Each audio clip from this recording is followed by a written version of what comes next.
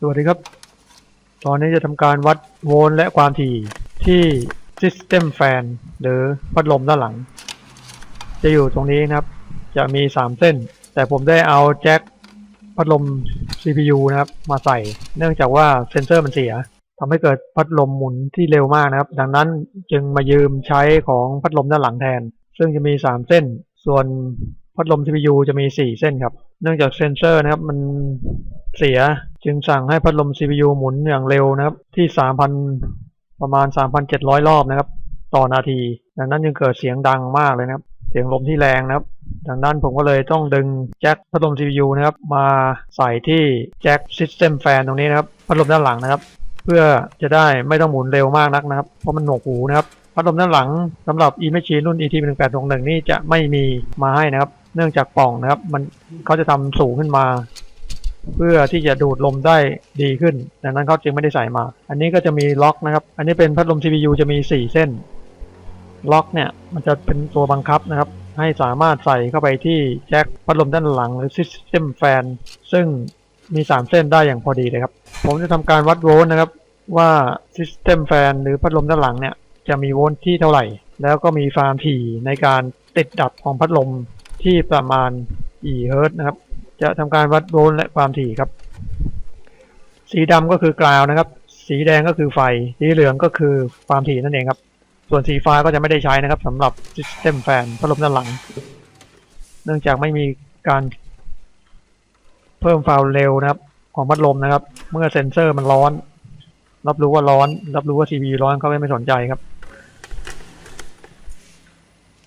ตรงนี้เวลาเปิดนะครับพัดลมด้านหลังเนี่ยจะทำการหมุน1ครั้งนะครับแล้วจากนั้นก็จะดับไปจากนั้นก็จะติดอีกครั้งหนึ่งแล้วก็จะติดตลอดครับคือขณะกดปุ่ม power นะครับพัดลมด้านหลังเนี่ยจะทำการหมุน1ครั้งก่อนแล้วก็ดับไปครับจากนั้นก็ทำการหมุนต่อเนื่องอีกสังเกตว่าจะหมุนไม่เร็วมากนะครับมองสังเกตจากตัวหนังสือจะหมุนไม่ได้เร็วจี๊ดนะครับเป็นการหมุนระดับปานกลางครับอันนี้เนื่องจากเซนเซอร์เสียนะครับผมได้ใช้แจ็คพัดลม CPU มาเสียบไว้กับพัดลม System Fan แทนนะครับที่แจ็ค System Fan ตรงนี้นะครับเพราะว่าพัดลม CPU นะครับเวลาเซนเซอร์เสียเนี่ยมันหมุนถึง 3,700 รอบต่อนาทีนะครับทำให้เกิดเสียงดังดังนั้นผมก็เลยปรับมาที่พัดลมด้านหลังซึ่งจะหมุนอยู่ที่ประมาณ767รอบต่อนาทีซึ่งการหมุนแค่นี้ก็สามารถเพียงพอต่อการใช้งานครับจากนั้นผมก็ทำการวัดนะครับวัดโวลต์ก่อนนะครับสายสีดำจับไว้ที่กราวนะครับหรือแจ็คสีดำนั่นเองครับได้ 4.4 โวลต์นะครับสายสีแดงจิ้มที่สายสีแดงนะครับสายสีแดงมิเตอร์จิ้มที่สายสีแดงของแจ็คส่วนสายสีดำมิเตอร์จิ้มที่กราวหรือสายสีดำของแจ็คครับได้ 4.4 โวลต์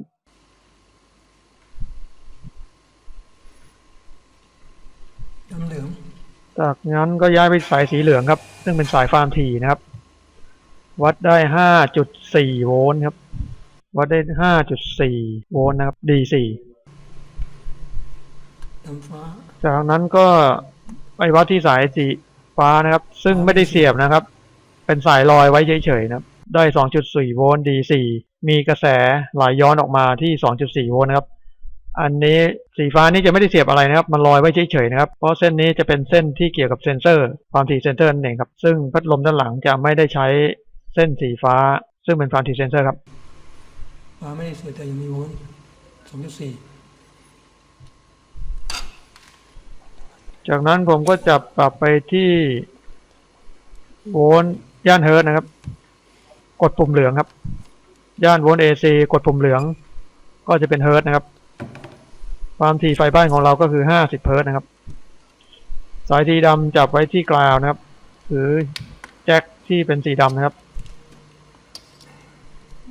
สายสีแดงผมจะจับไปที่จิ้มไปที่สายสีแดงของแจ็คนะครับซึ่งเป็นสายไฟนะครับปรากฏว่าได้0เฮิร์ตครับเนื่องจากสายนี้เป็นสายไฟเฉยๆไม่ได้สายความถี่ครับยังวัดได้0เฮิร์ตนั่นเองครับจากนั้นสายสีแดงก็ย้ายไปจับที่เส้นสีเหลืองซึ่งเป็นสายความถี่ครับได้ความถี่ที่ 25.9 เฮิร์ตนั่นก็หมายความว่าพัดลมตัวนี้จะทำการติดและดับภายใน1วินาทีนะครับภายใน1วินาทีจะทำการติดและดับที่ประมาณ25ครั้งภายใน1วินาทีนั่นเองครับซึ่งคิดเป็นนาทีแล้วก็จะได้ 1,500 ครั้งนะครับหมายความว่าติดและดับนะครับ 1,500 จะเกิดการติดดับนะครับ 1,500 ครั้งต่อ1นาทีซึ่งเท่ากับพัดลมจะสามารถหมุนได้ที่ประมาณ767รอบต่อนาทีนั่นเองครับจากนั้นผมก็จะสายสีแดงย้ายไปจับที่เส้นสีฟ้าซึ่งไม่ได้เสียบกับอะไรเลยนะครับเป็นความถี่จากเซ็นเซอร์นะครับซึ่งไม่ได้ใช้นะครับได้0เฮิร์ตซ์ถูกต้องครับเพราะว่าเส้นนี้มันลอยไว้นะครับไม่ได้เสียบกับอะไรทั้งสิ้นครับสำหรับการวัดก็โวลต์และความถี่ก็เสร็จสิ้นเพียงแค่นี้ครับอันนี้ก็เป็นของที่ดีนะครับไม่ได้พัดลมเสียนะครับทุกอย่างดีนะครับแต่เพียงวัดให้เพื่อรับรู้เท่านั้นเองครับสำหรับตอนนี้ก็แค่นี้ก่อนครับสวัสดีครับ